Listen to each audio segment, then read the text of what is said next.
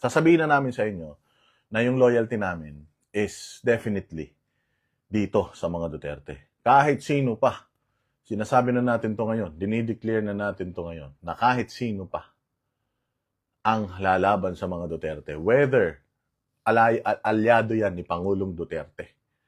Pag kinalaban mo si Inday Sara or mga Duterte in any sa politika. Let's say for example, bibigyan ko kayo ng picture.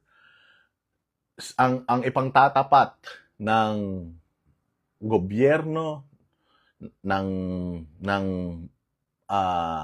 oposisyon ng mga Duterte alyado ng mga Duterte. O sabihin na natin, merong isang Duterte-aligned na politiko na malapit sa mga Duterte ang ikakampanya ng kalaban. Given na si Inday Sara ay hindi ma-impeach, si VP Sara ay tatakbo sa 2028, merong isang malapit sa kanila na makakalaban ni Inday Sara. Putang ina, tapos ang boxing. Kay Inday Sara tayo. Sinasabi na namin yan. Maaaring nakikita nyo sa ngayon na lahat ng mga Duterte-aligned na mga politiko,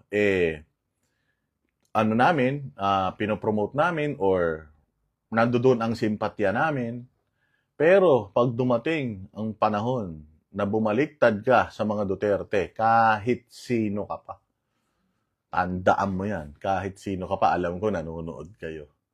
Kahit sino pa kayo, basta ang Banateros sa mga Duterte lang. Sa mga Duterte lang. Kasi lagi natin sinasabi yan sa inyo eh. Kasi hindi natin alam kung sino yung mga makakalaban ni VP Sara sa susunod eh. Remember? Sabi ni Drilon, si VP Sara ang pinakamalakas sa 2028. And etong mga kaliwa, dilawan, pinklawan, pulahan, hahanap yan ng pwedeng tumapat kay Inday Sara. Nakita nyo si Rizon Tiveros, sinabi niya na okay lang din siyang mag-vice president. Sinabi niya na okay lang siyang mag-vice president. So, ibig sabihin, they're open sa option na ang pwede lang tumapat kay Inday Sara, Duterte din. Kumbaga, ang Duterte na malakas, kailangan ang ilaban mo sa kanya, Duterte-aligned din. Mahahati ngayon yung tao. Kanino ngayon sila? Kay Inday Sara o dito sa dati nilang kakampi. So, binibigyan ko na kayo ng hint na if ever that happens, kasi noong 2022, nag-isko kami . So, alam naman ng mga Iskonians na Duterte kami. So, sabi nila, ang tanong nila sa amin, paano pagdating ng future nung natalo na si Isko, paano kung tumakbo ulit si Isko, tapos kalaban niya na si Inday? Since sinuportahan niyo si Isko noong eleksyon, kanino kayo? Putang ina, in a heartbeat, sinabi namin, Inday kami. Of course, Duterte kami. Walang iwanan. Sabi nga dito ni Sena, walang iwanan. So, Duterte kami. Kahit sinong itapat mo. Halimbawa man, tumakbo si Bato. Halimbawa lang against Inday. Inday kami. Tumakbo si Bongo against Inday. Inday kami. Tumakbo si Robin against Inday. Inday kami. Walang pag-uusapan. Walang pag-uusapan. So, dun lang talaga tayo. Kay Inday Sara lang talaga tayo. Ano yan?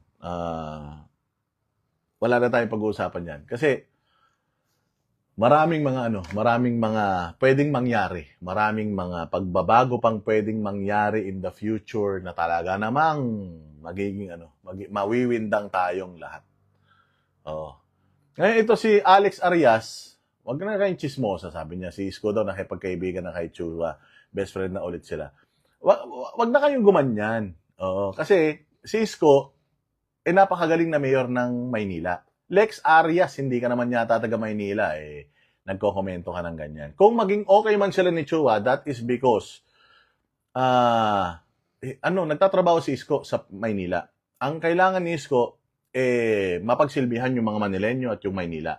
And kung kailangan niyang makipagkaibigan or makipag-okay, makipag-ayos doon sa mga congressman na kagalit niya noon, dapat gawin niya yon in order for him to serve yung kanyang nasasakupan. So, huwag na kayong gumawa ng issue. Mga tanga naman kayo, gumagawa pa kayo ng issue. Si Pangulong Duterte, kung matatandaan ninyo, dahil gusto ni Pangulong Duterte na pag-isahin ang Pilipinas, na yung mga komunista tumigil na sa kanilang paglaban sa gobyerno, tinry ni Pangulong Duterte ilagay ang mga komunista na yan sa ahensya ng gobyerno. Kasi gusto niya maging okay. Ganun din kay Isko, na in order for him to serve, mas maganda na kaibigan mo lahat para mapagsilbihan mo yung buong Maynila. Ganyan lang yan. Wag na kayong gumagawa ng mga ganyang chismis, pang tanga yan, pang bobo yan, pang chismoso yung mga ganyan. Putang inan yan. Walang yan. Walang patutunguhan yung mga ganyang komentaryo, mga ganyang komento. Di ba? So, yan yung natin. So, kahit sino pa yan, basta Duterte tayo. Kasi alam natin yun meron tayong resibo may resibo tayo na itong Duterte, matutulungan tayo nito at itong mga Duterte magsisilbi ng tapat sa bayan natin. So, Duterte lang tayo. Now, itong mga bilyar, tinan mo, yung mga putang ina mga bilyar na yan. Dating mga kakampi ng mga Duterte yan, pero ngayon, putang ina yan. Yung mga bilyar na mga hayop na yan, kita mo. Wala na. Kinampan niya pa yung Camille Villar ni Inday Sara. Inis na inis pa nga tayo di ba?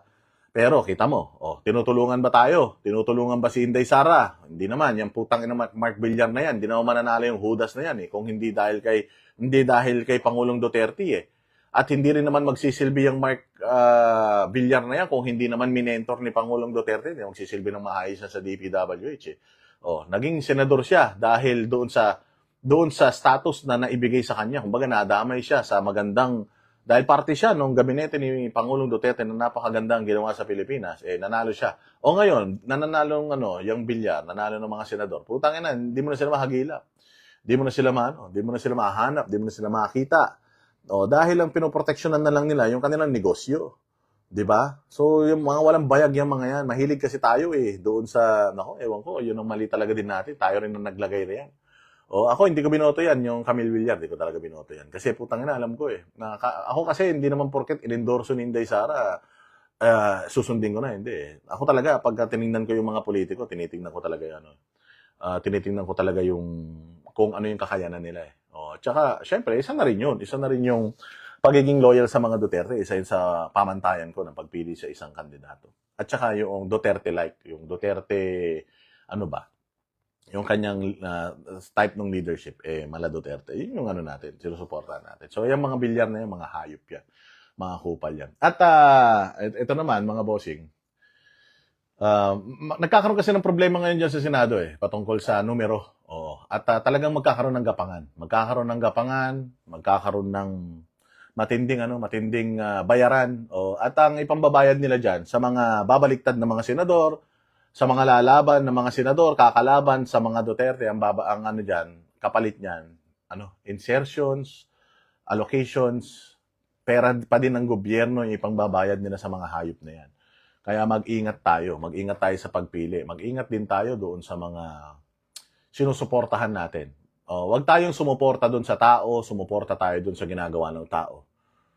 Kasi doon mo makikita kung itong tao na to malinis yung kanyang hangarin sa Pilipinas. Kasi itong tao na to kahit na Duterte aligned yan, kung panggap lang siya, may sarili pala siyang agenda, na ang agenda niya mataas. Minsan kasi ang taong mataas ang pangarap talagang at all cost gagawin niya yung mga bagay kahit na bumaliktad yan para lang sa personal na interest. Kaya nga yung mga Villar, walang mga prinsipyo yan. Ang prinsipyo niyan naka-focus lang sa negosyo nila at sa pera. Sa status nila na kailangan hindi sila bumaba doon sa ranking ng pinakamayaman ng mga pamilya dito sa Pilipinas. So, yan lang, natin yan. Kinaklaro na natin yan as early as now na kahit sino pa maging katapat ng mga Duterte pagdating ng panahon, babanggayin natin yan. Napakaganda ng ginawa ng mga Duterte sa Pilipinas, kaya ang allegiance natin para sa kanila. So, klaro tayo dyan. O yung mga issue naman dyan sa, dyan sa Senado, ha? Etong mga, napanood nyo yung, matinding bakbakan ni, in-upload ko yun, ha? I-share and i-like ninyo. O, yung matinding bakbakan ni Cayetano at saka nito ni, Kiko Pangilinan. Diyos ko, no? Nakakahiya pala talaga si Kiko Pangilinan, no? Nuknukan pala talaga ng bobo itong si Kiko Pangilinan, na hindi niya naiintindihan na itong si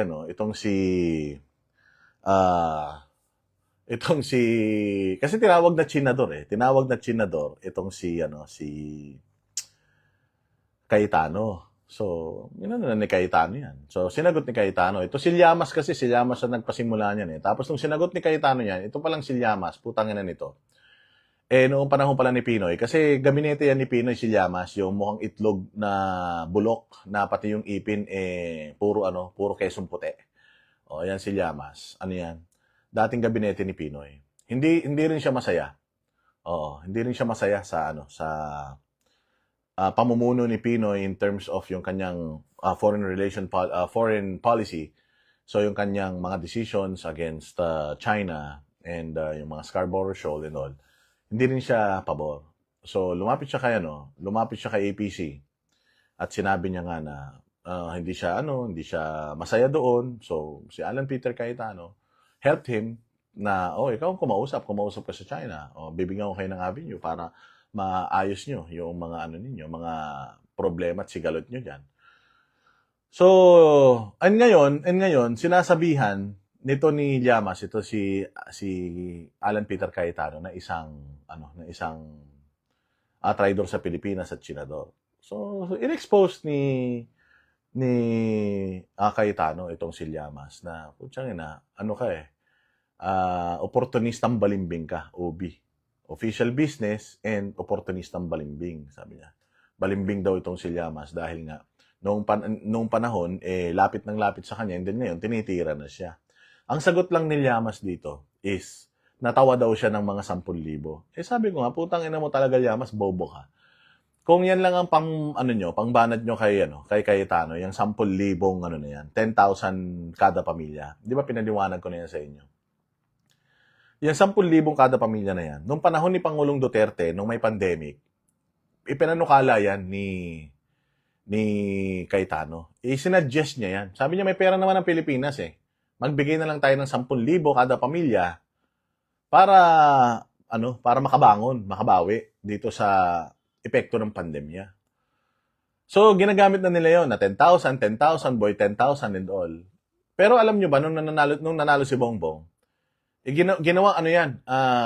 ginawang batas yan or ipinanukala yan ni Cayetano, yung 10,000 na yan, bawat pamilya. Alam mo ba, na binlak kagad dyan ng Department of Budget and Management, DBM Secretary, and ng gobyerno ni Bongbong Marcos. Inekis nila yan, yung 10,000 na yan, 10,000 per family. Inekis nila yan dahil wala daw silang pera. Wala daw tayong pera, nagre-recover pa lang tayo. Yung pala, poke ng ina niyan, kaya pala sila hindi nila inapprove yung 10,000 kada pamilya kasi nanakawan nila yung pera ng taong bayan.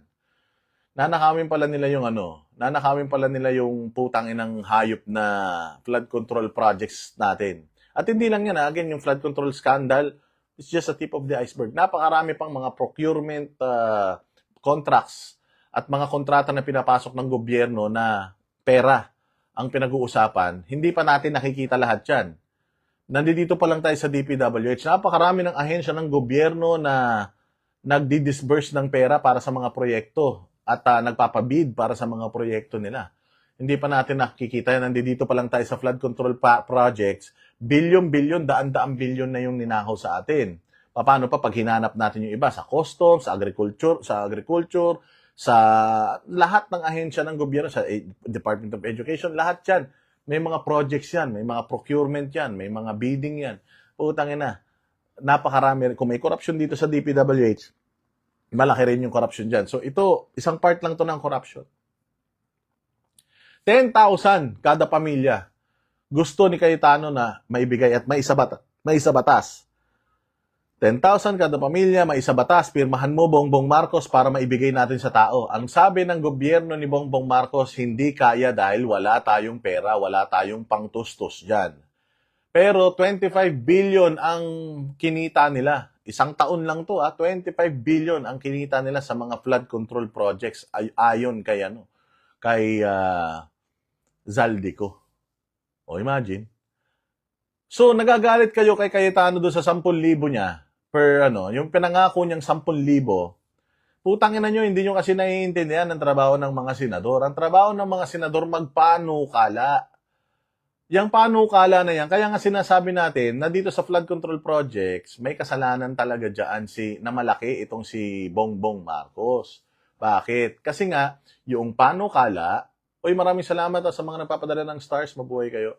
Yung panukala, hindi yan magiging isang batas kung hindi pipirmahan ng presidente.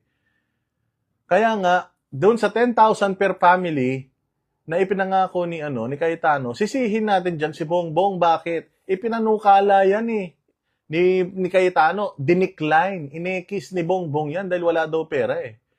So kung hindi nyo man natanggap yung putangan ng mga patay, gutom kayo sa pera, kung hindi nyo natanggap yung 10,000 ipinangako ni Cayetano, sisihin nyo si Bongbong dahil hindi niya yan pinirmahan. Dininay nila yan. Gumawa ng panukala si Cayetano dyan, hindi kayo pumayag. Tapos ngayon, gagamitin ninyo. Ito si Llamas, gagamitin mo ngayon 10,000 na yan, bobo. May 10,000 sana tayo kada pamilya, buwan-buwan, or hindi nang buwan-buwan. 10,000 kada pamilya na ibibigay sa buong Pilipinas kung pinirmahan lang ni Bongbong yan. Kaya nga doon tayo nagre-react noon eh. Kaya mo ba hindi pinirmahan yung 10,000 kada pamilya na ayuda na ibibigay ng gobyerno sa mga tao? Kaya mo ba hindi yan pinirmahan? Kasi si Cayetano ang author niyan, si Cayetano nag-endorse niyan, si Cayetano nagpanukala niyan. Kasi namimigay sila ng pera sa ayuda, sa AKAP, AIX, MAIP. 'Di ba? Bakit? Parehas lang din naman yun eh. Bakit wala kang pera doon sa 10,000 kada pamilya ni Cayetano, pero may pera ka para doon sa AKAP, AIX, MAIP, tupad? Oh. Ibig sabihin, kasi nga, yung AKAP, AIX, tupad na yan, mga politikong makikinabang dyan. Versus kung yung 10,000 ayuda, inapprove ni Bongbong, di ang bango ni Cayetano nun. Ang galing talaga ni Cayetano. Nagkatotoo yung 10,000 kada pamilya. Hindi yan mapipirmahan. Hindi yan napasakamay ng mga Pilipino, yung 10,000 kada pamilya na yan dahil hindi naman pinirma ni Bongbong yan eh. So ngayon, doon sa mga nagsasabi ng 10,000 kay Cayetano, putang ina ninyo, kaya nyo bang batikusin si Bongbong? Bakit hindi niya pinirmahan yung panukalang 10,000 kada pamilya ni Cayetano? Okay nang ina ninyo, mga tarantado kayo. Kaya itong Llamas na to, bobo, hindi niya nasagot yung balik sa kanya sa pagtawag niyang senador kay Cayetano. Oo, bagkos nag-ad hominem siya. Ganyan, kawalang utak yung mga putang ina mga dilawan na yan. Kaya nga sabi ko sa inyo, sinusuka na yung mga dilawan na yan eh. Di ba? Sinusuka na yung mga hudas na mga pulahan na yan, mga pinklawan na yan eh. Katulad ngayon, etong kay Senator Bong Revilla. Itong si Senator Bong Revilla, mga bossing, ay nakakulong ngayon. Si Senator Bong Revilla, siya mismo ang kusang sumuko. Kasi, sabi ko nga sa'yo, kung ikaw may kasalanan ka, para kang si Atong Ang, tatakas ka na. Kung ikaw may kasalanan ka na, marami ka naman pera. Katulad ng sinasabi nyo, ang binibintang nyo kay Senator Bong Revilla, marami siyang pera. Kung marami siyang pera, capable siya magtago. Kung si Arnie Tevez noon, nagtago. Di ba? Si noon, hindi ko sinasabi may kasalanan ha. Pero sinabi ko lang na nagtago. Si Ping Lacson noon, nagtago. Si Atong Ang ngayon, nagtatago. Si General Bantag, nagtatago. May kasalanan na wala, nagtatago. So, kasi sabi nila ang sabi, yan yung famous line ni Remulla na, a flight is a sign of guilt. Diba? So, nagtatago. Si Zaldico, nagtago. Alam nila na, na makakasuhan sila. Alam nila na, putang na makukulong sila. Alam nila na no bail. Pero nagtago. Kaya nagtago sila. Ito si Senator Revilla, sumuko siya. Sumuko siya. Kung ikaw, alam mo sa sarili mo na mataas yung chances na makukonvict ka kasi nagnakaw ka, hindi ka susuko. Sumuko yung tao eh. Siya mismo yung nagpresenta sa sarili niya. Kasi alam niya, wala siyang ginawang masama eh. Mantakin mo naghihiring pa lang sa Senado. Lumabas pa lang yung pangalan niya. Bigla na siyang tinrabaho. Sabi ko nga sa inyo, si Remulla, taga Cavite. Si Lacson, taga Cavite. Si John Vic Remulla, taga Cavite. Yung DOJ, taga Cavite. O di, alam mo na talagang tinitira lang nila si Revilla dahil sa politika. Dahil ang mga Revilla, yung mga anak niya, oo, ang lakas nilang mga politiko sa Cavite. Napakalalakas nilang mga politiko sa Cavite. Kaya ang gagawin nila, yung tatay, yun ang hihilain nila dahil yun yung walang posisyon eh. Kaya nga sabi ko sa inyo, natalo yan nung eleksyon, hindi dahil natalo siya, kundi talagang nilaglag siya dahil siya ang gagamitin dito sa flood control scandal na ito. Oh. So sumuko siya, ipinresinta niya yung kanyang sarili. Sa tingin mo, kung sinasabi ni Remulla na flight is a sign of guilt, so anong tawag mo rito sa kusa kang sumuko? Kusa kang sumuko kasi nga, malinis ang hangarin mo. Naniniwala ka. Nobel to Nobel yung kaso. Kung ako tatakas ako talaga, bakit ako magpapakulong? Puta, wala akong ginawang masama. Inaakusahan mo pa lang ako, tapos ikukulong mo na ako. Yan nga yung sinasabi nating mali kay Pangulong Duterte. Kasi wala naman silang ebidensya, pero nakakulong na si Pangulong Duterte doon, hindi pa nagsisimula yung kaso. Ganito rin kay Senator Bong Revilla. Nag-iimbestiga pa lang ang Senado eh. Hindi pa tapos ang investigasyon ng ICI eh. Nauna na siyang na-warrant, nauna na siyang nakulong. Tapos magugulat ka, itong si Chis Escudero, si Villanueva, si Jinggoy, meron ng committee report na sila naman daw yung isusunod. Diyan sa hearing na yan ng flood control scandal, ang lumabas na mga pangalan dyan, mga senador, di ba sabi ni Ping Lacson, merong 67 o 69 na mga congressman, contractor, mga congressman na linked sa mga construction firm. Sinabi niya yun, sa isang privilege speech niya, hindi pa siya Blue Ribbon Committee chairman noon. Tapos biglang inagaw nila yung Senate Blue Ribbon Committee chairmanship.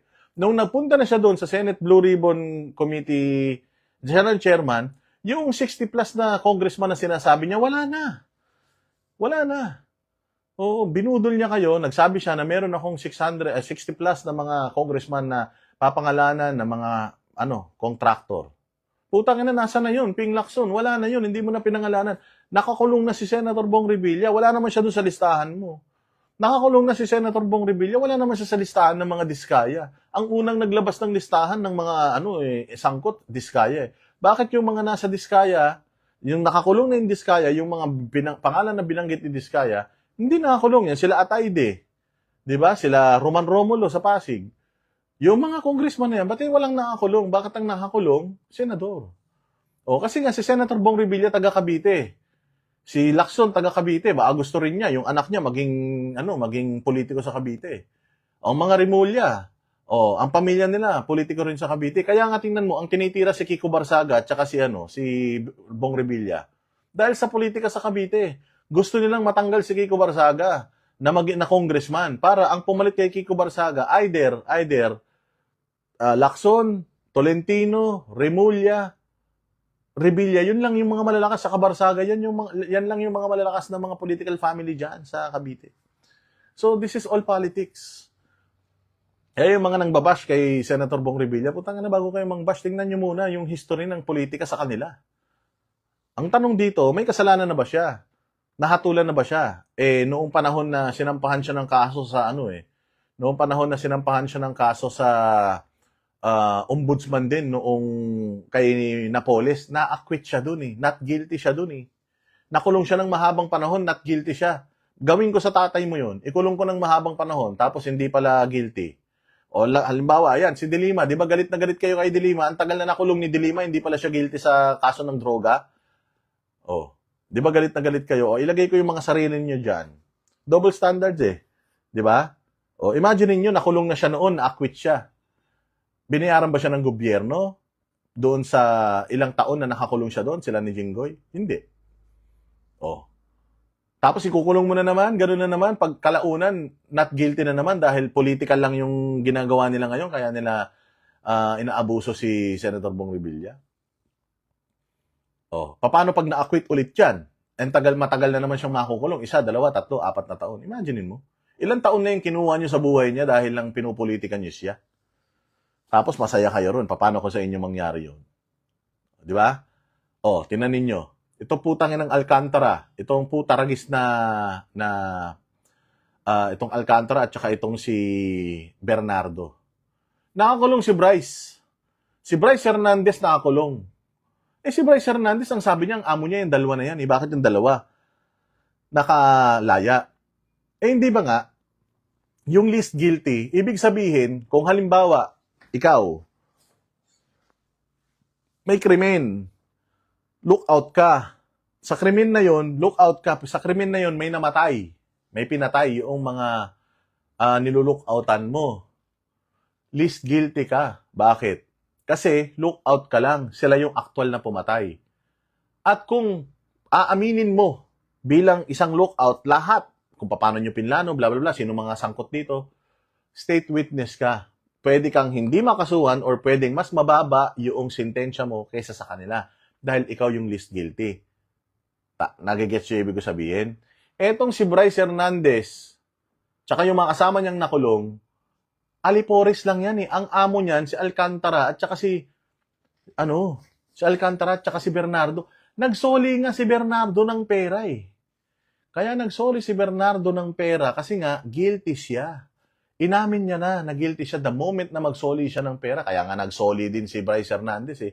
Inamin ni Bryce Hernandez na guilty siya, pero inamin din ni Alcantara at saka na guilty sila. So kung guilty sila yung amo, alam nga naman, boss nila si Hernandez kasi si Hernandez yung nakakulong. Pwede ba naman na si Hernandez na engineer lang, ng district engineer lang, or engineer lang ng DPWH, siya ang nagpapatakbo kay Bernardo at saka kay Alcantara? Hindi pwede mangyari yun. Hindi pwede mangyari na si Bryce Hernandez ang boss kaya siyang nakakulong, yung dalawa nakalaya. Dapat ang nakakulong, itong tatlo pwedeng nakakulong si Bryce, nakakulong din tong dalawa. Hindi pwede na si Bryce lang yung nakakulong, tas yung dalawang boss niya hindi nakakulong. Kaya ka nga nag-a-apply ng Witness Protection Program kasi nga, least guilty ka.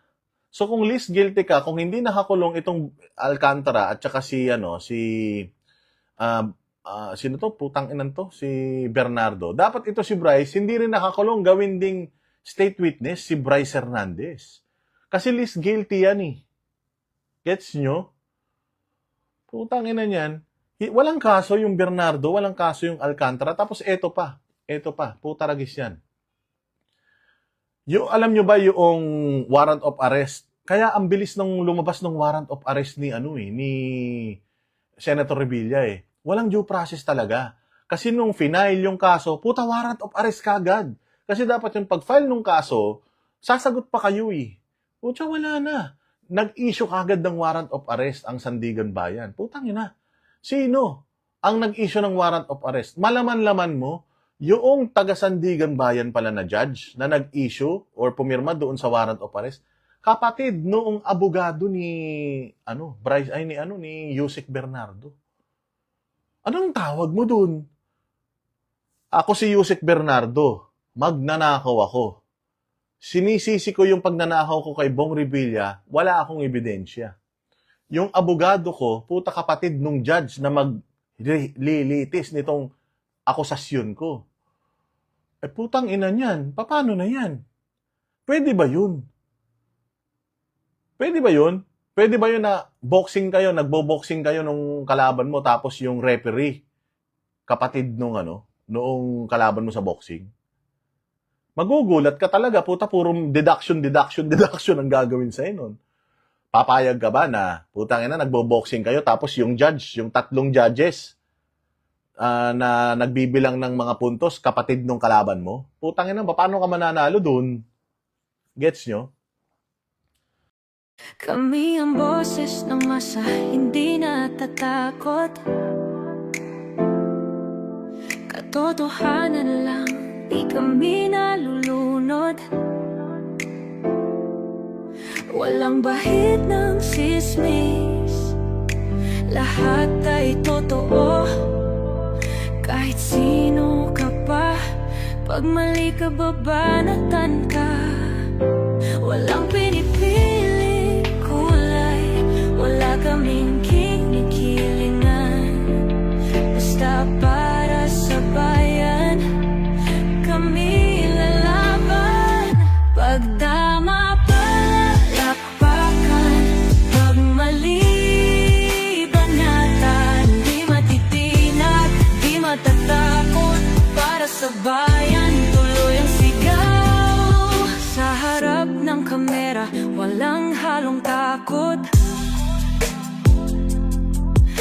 mabaluktot, lahat kayo'y tutumba. Ang hustisya at totoo, yun lang ang mahalaga. Kahit sinong harang, di kami matitinag. Walang pinipiling kulay, wala kaming kinikilingan. Basta para sa bayan, kami lalaban. Pag tama palakpakan, pag mali banatan. Di matitinag, di matatakot, para sa bayan tuloy ang sigaw. Kung nasa tama ka, ikaw ay aming kasama. Pero pag mali ka, handa ka na bang mabasag? Banateros kami, walang inuunan, dahil bayan muna bago ang sarili.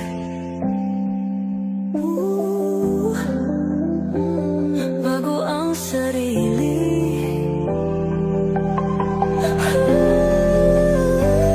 Pag tama palakpakan, pag mali banatan.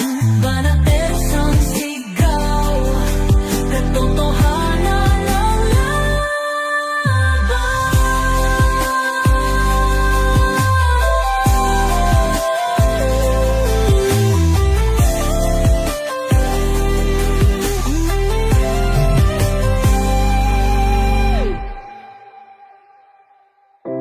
Sa